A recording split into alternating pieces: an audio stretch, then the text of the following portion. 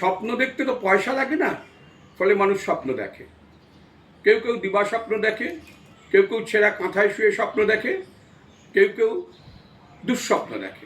এখন বিজেপি নেতারা কোন স্বপ্ন দেখছেন সেটা তারাই বলতে পারবেন, তবে তারা একটা স্বপ্ন দেখছেন, খোয়াবও বলা যেতে পারে একে।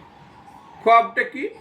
সেটা হচ্ছে 2026-এর বিধানসভা নির্বাচনের পর তারা বাংলা দখল করবেন এবং সোনার বাংলা গঠন করবেন। আশ্চর্য ব্যাপার, 1,25,00,000 বাঙালির ভোটাধিকার হরণ করে যারা নির্বাচন করার ষড়যন্ত্র করছিলেন তারা বাংলা দখল করবেন। যারা ভিন রাজ্যে বাঙালিকে হত্যা করছিলেন তারা বাংলা দখল করবেন। যারা বাংলা ভাষাকে বাংলাদেশি ভাষা বলে তকমা দিয়েছিলেন তারা বাংলা দখল করবেন। যারা বাংলার মনীষীদের নিরন্তর অপমান করে চলেছেন তারা বাংলা দখল করবেন। যারা বাংলার নারীদের সম্পর্কে অকথাকু কথা বলে থাকেন প্রতিদিন তারা বাংলা দখল করবেন। যারা এই কেন্দ্রীয় বাহিনী, পোষ্য নির্বাচন কমিশন এবং তাদের পেটোয়া দালালদের এনে রাষ্ট্রযন্ত্রকে নিজেদের রাজনীতিতে ব্যবহার করে মনে করছেন যে বাংলাকে অপমান করবেন, তারা বাংলা দখল করবেন।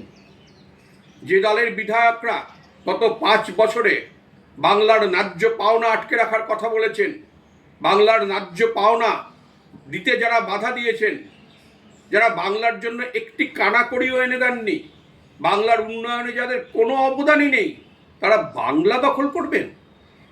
2026-এর নির্বাচনে বাঙালি এই অপমান, এই লাঞ্ছনা, এই নির্যাতনের জবাব দেবে।